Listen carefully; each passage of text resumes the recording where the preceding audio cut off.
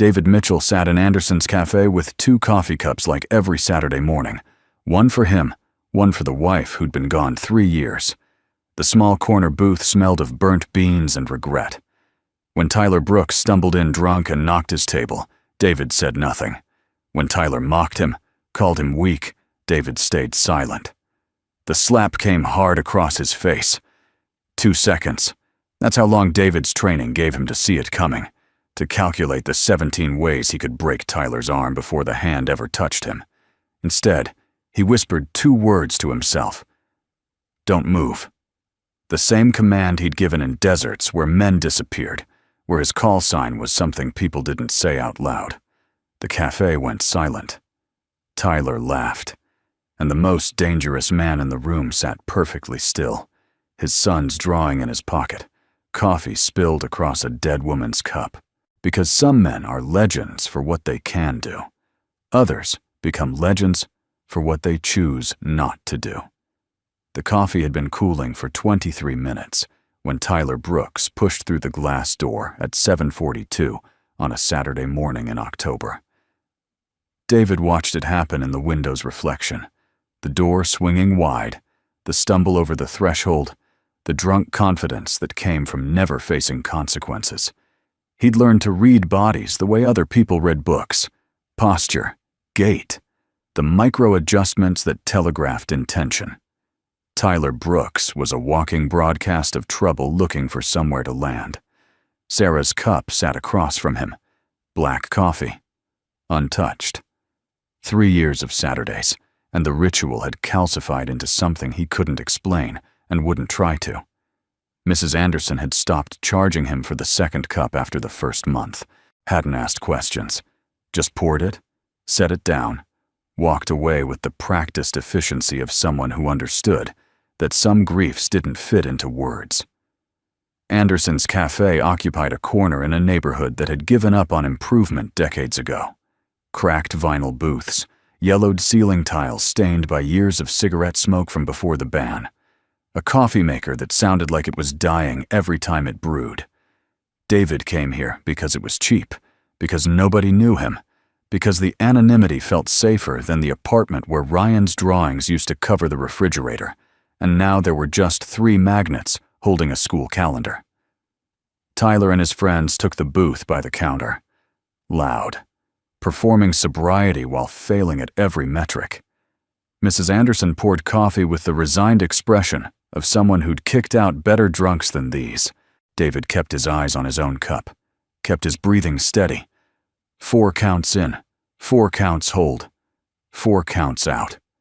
The rhythm they'd taught him for when your hands needed to be steady, when a shot at 1,000 yards meant the difference between mission accomplished and catastrophic failure. Tyler stood, headed toward the bathroom, caught his hip on David's table. Both cups jumped. Sarah's tipped. Coffee spread across the white laminate in a dark stain that looked like accusation. Sorry, man. Tyler's voice carried the false brightness of someone performing apology without meaning it. Didn't see you there. David reached for napkins, started cleaning, said nothing. Sometimes silence was the best camouflage. Hey. Tyler's palm came down on the table, flat, aggressive. I said sorry. It's fine. David's voice came out quiet, deliberately small, the voice of someone trying to take up less space in the world. Accidents happen. You're here every week, Tyler leaned in. Bourbon and bad decisions. Always sitting alone, always looking miserable. What's your damage? David kept cleaning, kept his eyes down, kept his hands busy with harmless things. 2 cups. Tyler picked up Sarah's cup, turned it in his hands. That's sad, man. That's really fucking sad. David's training logged everything. Thumb placement, grip strength, angle of wrist, exactly where the bone would snap, exactly how much pressure. The calculations happened automatically, muscle memory that lived deeper than conscious thought. Put it down. The words came out wrong, came out in the voice that gave orders, in rooms where disobedience had permanent consequences. Tyler's friends went quiet, Mrs. Anderson stopped moving behind the counter. The whole cafe shifted into a different frequency. Tyler set the cup down slowly, smiled. "You giving me orders?" David went back to his napkins, back to being small. "That's what I thought." Tyler straightened up, looked back at his friends for approval. Found it. "You know what you look like. You look like life just beat you down and you gave up." The napkins were soaked. David reached for more. His hands were steady. That was important. Steady hands meant control, meant the training was holding. "People like you. You're why this neighborhood's shit. Just taking up space, not even trying." Tyler's hand came up, open palm, telegraphed from a mile away. The kind of slap that was about humiliation, not damage. David saw it coming. Saw the weight shift. Saw the shoulder drop. Saw the 17 different ways to end this before the hand completed its arc. His body wanted to move, knew exactly how to move. Grab the wrist, step inside, drive the elbow up and back. Tyler unconscious in 3 seconds, maybe dead in 5 if David didn't control the follow-through. "Don't move," he whispered it to himself.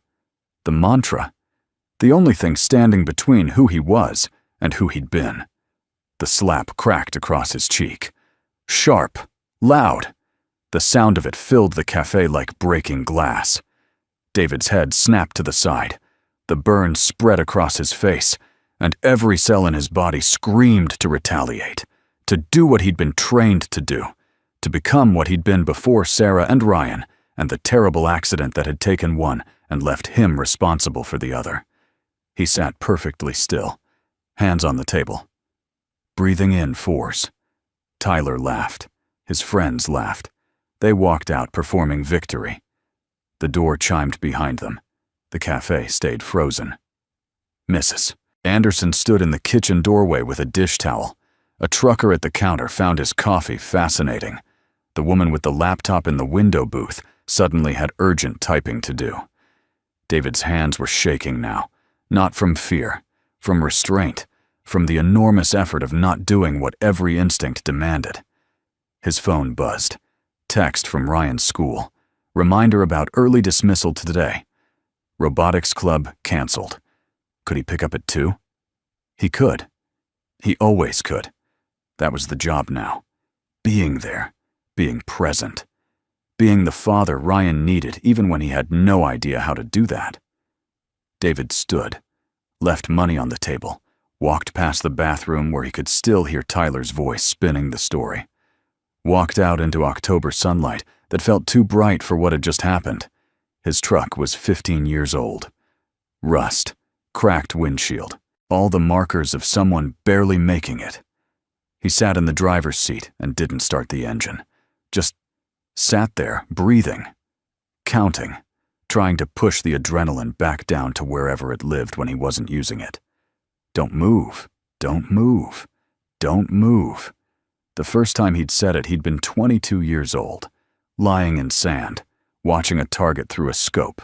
His spotter had given him the numbers, distance, wind speed, all the variables.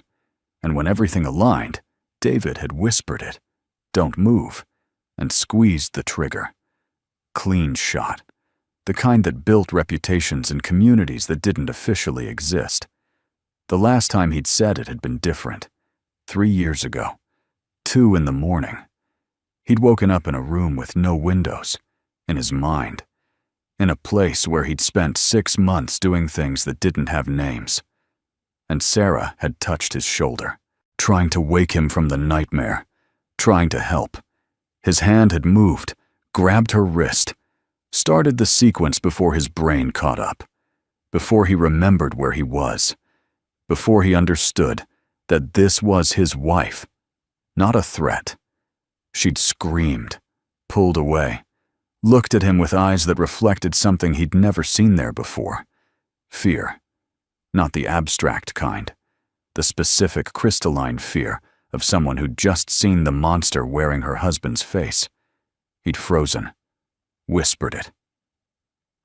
Don't move, but directed at himself this time, at his own hand still raised, at the instinct that had almost destroyed everything. Sarah had left, said she needed air, said she'd be back, said it would be okay. The police found her 3 hours later. Single vehicle accident, ran a red light, T-boned a pickup, dead at the scene. The investigation concluded it was just an accident.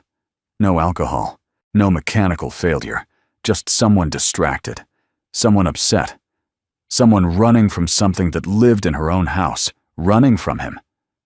David started the truck, drove to his dishwashing shift at Romano's, spent 4 hours with his hands in water hot enough to hurt, went home, picked up Ryan, made dinner, asked about school, got one-word answers, watched his son retreat to his room, sat alone in the kitchen looking at the refrigerator where drawings used to be. The video appeared Monday morning. Someone had filmed the slap, had posted it. By noon, it had spread through the neighborhood's social networks like wildfire. By the time David picked up Ryan from school, every kid there had seen it. Ryan got in the truck without speaking, slammed the door harder than necessary. How was school? David tried for normal, tried for routine. Fine. They drove 3 blocks in silence. Everyone saw the video. Ryan's voice was small, 7 years old, and already learning shame. They all laughed. David's hands tightened on the wheel. I'm sorry. Why didn't you hit him back? Because he's not worth it. That's what Mom would say. Ryan stared out the window. But Mom's not here. The words landed like fists, true and terrible, and too heavy for either of them to carry alone. Tuesday morning, David got a call from Ryan's principal. Could he come in? There'd been an incident. Ryan sat outside the principal's office with a split lip and scraped knuckles. His shirt was torn. His eyes were red but dry. He looked at David with an expression that was half defiance, half plea. Principal Martinez was in her 50s, professional, tired. The kind of tired that came from watching kids hurt each other and knowing there was never enough time or resources to fix the causes. Ryan got into a fight, she said, with 3 older boys. They were showing the video, making fun, saying things about you. David looked at his son through the office window. What did Ryan do? He attacked them, all 3, got some good hits in before teachers separated them. She paused. The other boys are claiming Ryan started it, that he came at them unprovoked. And what does Ryan say? Ryan's not saying anything. Martinez folded her hands. Mr. Mitchell, I understand this is difficult, but fighting isn't tolerated. Per school policy, Ryan's suspended for 3 days. Those boys were bullying him. We're investigating that. But Ryan threw the first punch. That's confirmed by multiple witnesses. She softened. I know things have been hard. I know you're doing your best. But Ryan needs to learn better ways to handle conflict. David nodded. Didn't argue. Arguing wouldn't change policy. Wouldn't change the fact that his son had learned violence was an answer, because his father kept proving peaceful solutions led to humiliation. They drove home in silence. David made lunch, grilled cheese, Ryan's favorite. Ryan ate mechanically, didn't taste it. You're not in trouble, David said finally. Ryan looked up. I'm suspended. You were defending yourself, defending me. David paused. But you can't do that. Fighting doesn't solve anything. It solved those kids shutting up. For now. But tomorrow, they'll say worse things. And you'll fight again. And it keeps going until someone gets seriously hurt. At least I did something. Ryan's voice cracked. At least I didn't just sit there and take it like you did. The words hung between them, accusation and truth mixed together. That night, Ryan couldn't sleep. David heard him moving around, found him in the hallway at 2 a.m, flashlight in hand, going through boxes in the storage closet. What are you looking for? Nothing. But Ryan had already found it. A photo. Old. Creased. David in uniform. Younger. Harder. Wearing gear that civilians didn't recognize, but operators knew immediately. Delta Force. The photo that should have been destroyed years ago, but Sarah had kept because she liked seeing who he'd been before the weight settled in. Ryan held it up. "Who is this?" David's stomach dropped. "That's me. A long time ago. You were a soldier?" "Yes. Like a real soldier. With guns." Ryan's voice was rising, getting louder. "You know how to fight.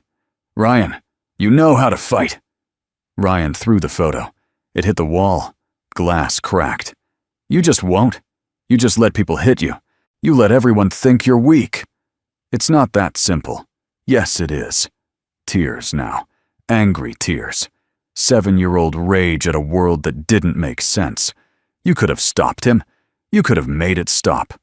But you just sat there. And now everyone at school thinks my dad's a coward. They think I'm a coward too. I'm not a coward. Then why won't you fight? David didn't have an answer. Not one that a 7-year-old could understand. Not one that made sense even to him some days. Ryan grabbed the photo, ran to his room, slammed the door. David stood in the hallway, looked at the broken glass, thought about all the ways he was failing, thought about how the training that had made him valuable in war made him useless in peace. Wednesday afternoon, David was working the industrial park security shift when his phone rang. Unknown number. "Mr. Mitchell, this is Officer Grant with the police department. We have your son here. Can you come down to the station?" David's heart stopped. "Is he okay?" "He's fine. But there's been an incident. We need you to come in." The police station smelled like burnt coffee and disinfectant. Ryan sat in a chair too big for him, looking small and scared. A uniformed officer stood nearby, not threatening, just present. Officer Grant was young, early 30s, the kind of cop who still believed the job was about helping people. Ryan was found at Tyler Brooks's house, Grant explained. The front door, with a rock. Neighbors called it in. A rock? He was apparently planning to throw it through the window. Grant's tone stayed neutral. Tyler's uncle filed a complaint. Technically, this could be attempted vandalism, trespassing. David looked at his son, at the 7-year-old who'd been pushed too far by a father who couldn't explain why strength looked like weakness. But given Ryan's age and the circumstances, we're not pressing charges. Grant leaned forward. "Mr. Mitchell, what's going on? This isn't normal behavior for a 7-year-old. He's been having a hard time. I can see that." Grant pulled out a card. "There are resources, counseling services, support groups for military families. Maybe it would help." David took the card, thanked him, collected his son, drove home through evening traffic. Ryan spoke first. "I wanted to make him hurt, the way he hurt you. I know. But I couldn't do it. I just stood there, looking at his house, and I couldn't throw the rock." Ryan's voice broke. "I'm weak too, just like you." David pulled over, stopped the truck, looked at his son. "You're not weak, neither am I, but I need to tell you something. About your mom, about why I don't fight." And there, in a truck on the side of a road, David told his son the truth, about the training, about what he'd done in places that didn't have names, about the night Sarah had touched his shoulder and he'd almost killed her, about how she'd died running from the monster that lived inside him. Ryan listened, didn't interrupt. When David finished, Ryan asked the only question that mattered. "Are you going to hurt me?" "No. Never. That's why I don't fight. That's why I walk away. Because if I start, I don't know if I can stop. And I would rather die than scare you the way I scared your mom." Ryan nodded slowly, processing. "But those kids will always exist. Mean people, bullies. They're everywhere." David reached over, put his hand on Ryan's shoulder. "But I'm teaching you something more important than violence. I'm teaching you that you choose who you are, every day, even when it's hard." They drove home, made dinner, didn't talk about it more. Sometimes truth needed time to settle. Thursday morning, Ryan went back to school. David dropped him off, watched him walk through the gates. Small backpack, big weight. At 2:30, David's phone rang. Ryan's school. There was an incident. Please come immediately. David broke every speed limit, arrived at the school in 8 minutes, found chaos, ambulance, police, parents, found Mrs. Martinez. Where's Ryan? He's safe, he's inside. Her face was tight. But there's been an incident. In the parking lot. Tyler Brooks was here. Waiting. When Ryan came out, Tyler... She paused. He pushed Ryan. Your son hit his head on the concrete. Everything went cold. Where is he? The nurse checked him. He's okay. Minor scrape. No concussion. Martinez grabbed his arm. But Mr. Mitchell, Tyler's still here, in the parking lot, and I need you to stay calm. David heard the words, understood them, didn't care. He walked out to the parking lot, saw Ryan sitting on a bench, saw the scrape on his forehead, saw the fear in his son's eyes, saw Tyler Brooks standing 20 feet away, drunk again, laughing, filming on his phone. There he is, Tyler called out. The famous coward. Come to collect your kid? David walked toward Ryan, knelt down. Are you okay? Ryan nodded. Dad, I know. It's okay. David's voice was steady. Calm. Go inside with Mrs. Martinez. But Dad... Now, Ryan. Ryan went. Martinez went with him, left David alone in the parking lot with Tyler and the thing that was waking up inside him, the thing he'd spent 3 years putting to sleep. Tyler was still talking, still filming, still performing for whatever audience existed on the other end of that phone. What are you gonna do, old man? You gonna hit me? Go ahead. Try it. I got it all on video. I'll sue you for everything you don't have. David stood up, walked toward Tyler. Don't move. He said it out loud this time. Said it to Tyler, in the voice that had made dangerous men freeze in dark rooms. Tyler's smile faltered. His body recognized something his brain hadn't caught up to yet. The shift from civilian to operator, from father to weapon. Touch my son again, David said quietly, and I will end you. You threatening me? Tyler held up the phone. Got it on video, asshole. David moved. 3 steps. Closed the distance. His hand went to Tyler's throat. Not choking. Just holding. Just applying exactly enough pressure to the carotid to make Tyler's vision start to tunnel. Make him understand what was happening. Tyler dropped the phone. Grabbed David's wrist. Couldn't break the grip. His eyes went wide. I spent 12 years killing people, David said. Conversational. Like discussing weather. I was very good at it. They called me Reaper. Do you know why? Tyler couldn't speak, could only stare. Because I didn't miss, because I didn't hesitate. Because when they pointed me at a problem, that problem disappeared. David's grip tightened slightly. You're a problem, Tyler. Tyler's knees started to buckle. David held him up, kept the pressure constant. Watched the light start to fade from Tyler's eyes. Watched the exact moment when survival instinct overrode everything else. This was where it happened. Where you crossed the line. Where the old David took over and the new David stopped existing. And then he heard it. Behind him. A small voice. Dad? Ryan, standing at the school entrance, watching, eyes wide. The same eyes Sarah had. The same fear Sarah had shown. The same understanding that the man they loved was capable of things they couldn't comprehend. David's hand opened. Tyler collapsed, gasped, rolled onto his side. David stepped back, looked at his hands, looked at Ryan, looked at what he'd almost done. Ryan took a step back, small, unconscious, the step away from danger, the step away from him. And David's heart broke. Because Ryan had asked if David would hurt him, and David had said never. And here he was proving that the never was conditional. That the monster was always there. That walking away wasn't strength. It was just Temporary containment. Police arrived. Someone had called them. Officer Grant again. He took statements. Took Tyler away. Took David's information. Gave warnings about assault. About witnesses. About how lucky David was that Tyler was drunk and known to the department.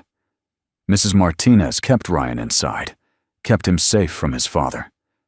When the police left, David sat in his truck, hands shaking. Not from adrenaline this time. From understanding. From realizing that 3 years of walking away hadn't fixed anything. Hadn't made him safe. Hadn't made him someone Ryan could trust. The training was still there. Would always be there. The only question was whether David controlled it, or it controlled him. And right now, looking at his hands, he didn't know the answer. Ryan came out eventually. Got in the truck. They drove home in silence. At dinner, Ryan pushed food around his plate. Didn't eat. Finally looked up. You were going to kill him. David didn't lie. Yes. Why didn't you? Because you were there. Because I saw your face. Because... David set down his fork. Because you were scared. Of me. And that's the thing I was trying to avoid. The thing your mom felt. The reason she ran. I wasn't scared. Ryan's voice was small. I was scared for you. That you'd do something you couldn't take back. David looked at his son. At 7 years old, and already understanding things he shouldn't have to understand. I'm sorry, David said. For all of it. For being broken. For scaring you. For not knowing how to be what you need. I don't need you to be perfect. Ryan's eyes were wet. I just need you to be my dad. I'm trying. I know. They sat there. Father and son, both trying, both failing, both still there. Mrs. Anderson appeared at their apartment that evening, brought food, didn't ask questions, just set containers on the counter. My husband, she said, struggled for 10 years after he came back. 10 years of trying to be who he was before, never managed it. She looked at David. You know why? Why? Because that person didn't exist anymore. War changed him, and he spent so much energy trying to go back that he never moved forward. She touched David's shoulder. You can't be who you were, but you can choose who you become. That choice, that's what my husband never made. That's what killed him. She left. David and Ryan ate the food she brought. Didn't talk. Didn't need to. That night, David couldn't sleep. Sat at the kitchen table, looked at his hands, thought about choices, about Tyler collapsed and gasping, about Ryan's face, about Sarah's fear, about all the ways violence solved everything and nothing. His phone buzzed. Text from Officer Grant. Tyler's uncle wants to talk. Tomorrow. 10 a.m. Coffee shop on 5th. Says it's important. David stared at the message. Could ignore it. Could let lawyers handle it. Could do what civilians did. But he wasn't a civilian.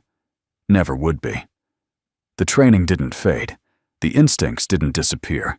He could only choose what to do with them. He texted back, I'll be there, Friday morning, 5th Street Coffee. Robert Brooks sat in a corner booth, late 50s, weathered face, hands that had done real work. He stood when David arrived, offered a handshake, firm, respectful. Mr. Mitchell, thank you for coming. They sat. Coffee arrived. Robert dismissed the waitress. Tyler's in the hospital, Robert said. Minor injuries, mostly shock. Doctor says he'll be fine. He paused. I came to apologize. David said nothing. I knew Tyler was spiraling, drinking, fighting. I kept bailing him out, kept thinking he'd grow out of it. Robert looked tired. But yesterday I saw the video from the school. Saw what he did to your boy. Saw what you did to him. He leaned forward. And I realized something. You could have killed him, should have killed him. But you stopped. Why? My son was watching. That's it? That's the only reason. That's reason enough. Robert nodded slowly. Tyler's going to rehab, real rehab, the kind with locks on the doors. And when he gets out, he's going to work. Real work. Labor. The kind that teaches you consequences. He pulled out an envelope. This is for your boy. Medical bills. Therapy. Whatever he needs. David didn't touch the envelope. I don't want your money. It's not about want. It's about right. Robert pushed it across the table. Tyler hurt your son. I raised Tyler. His mistakes are my responsibility. David looked at the envelope, thought about Ryan's college fund that didn't exist, about therapy they couldn't afford, about all the ways pride was expensive. He took the envelope. One more thing, Robert said. I know what you are, or what you were. Did some research after yesterday. Made some calls to people who know people. He leaned back. Delta Force. Decorated. Record sealed. Left active duty 6 years ago. He paused. Men like you don't wash dishes because you want to. You wash dishes because you're running from something. Question is, what? That's not your business. Fair enough, Robert stood. But if you ever want different work that uses what you know without, he gestured vaguely, without that, I could use someone. Security consulting, risk assessment, teaching people how to stay safe without violence, corporate stuff. Boring. Legal. Pays well. He left a business card, walked out. David sat there, looked at the card, looked at the envelope, thought about choices, about paths forward instead of circles backward, thought about what Mrs. Anderson had said, about choosing who to become. 6 months passed, winter to spring, changes that happened so gradually they were only visible in hindsight.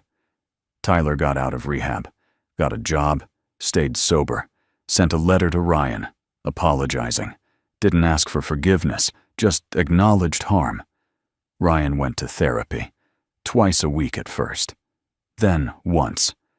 Learned to talk about his mom, about his fear, about the space between loving his dad and being scared of what his dad could do. David took Robert's job, security consulting, teaching executives how to assess threats, how to stay safe, how to not escalate, using everything he knew to prevent violence instead of deliver it.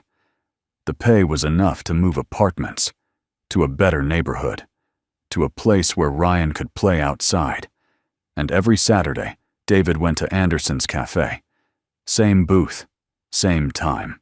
But now Ryan came with him, sat across from him in Sarah's seat, ordered hot chocolate, drew pictures on napkins while David drank coffee. On this particular Saturday in April, 6 months after everything changed, Ryan looked up from his drawing. Dad, do you still think about Mom? Every day. Do you still feel bad about what happened? David considered lying, considered all the ways parents protected children from hard truths, chose different. Yes, I'll always feel bad about that. But I'm learning to carry it without letting it destroy me. He paused. Your mom loved us, both of us. What happened was an accident, a terrible accident. But it doesn't mean she didn't love us. Ryan nodded, went back to his drawing. I'm drawing her, from the picture in my room. Is that okay? More than okay. They sat in comfortable silence. Mrs. Anderson brought refills, brought Ryan a cookie, didn't charge for any of it. Outside, spring was happening, trees budding, people walking dogs, life continuing the way it did, indifferent to personal tragedy, generous with second chances for people who kept trying. Tyler Brooks walked past the window, saw them, hesitated, then waved. Small, tentative. Ryan waved back. David nodded. Acknowledgement without friendship. Peace without pretending the past didn't happen. Dad?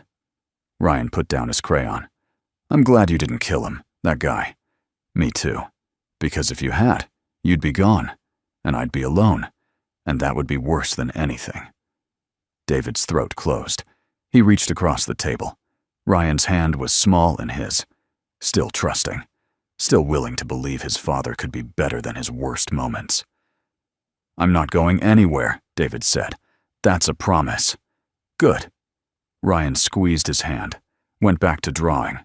"Because I need you. Not the soldier, not the Reaper guy. Just you.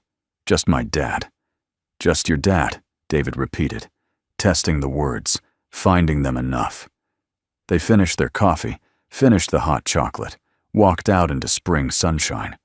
Ryan grabbed his hand in the parking lot, held it the way kids did when they felt safe. And David Mitchell, who'd been trained to be a weapon, who'd killed in dark places, who'd almost destroyed everything that mattered, walked his son home. Chose peace over violence, chose presence over past. Chose, like he chose every day, to be the father Ryan needed, instead of the operator he'd been. It wasn't perfect. The nightmares still came, the reflexes still triggered. The training never fully left. But Ryan's hand in his was real. The therapy sessions were real. The job that used his skills without his violence was real. And 6 months from now, there'd be another Saturday morning, another coffee, another moment of choosing forward over backward. That was enough. Not perfect, not fixed, but enough. And sometimes enough was everything.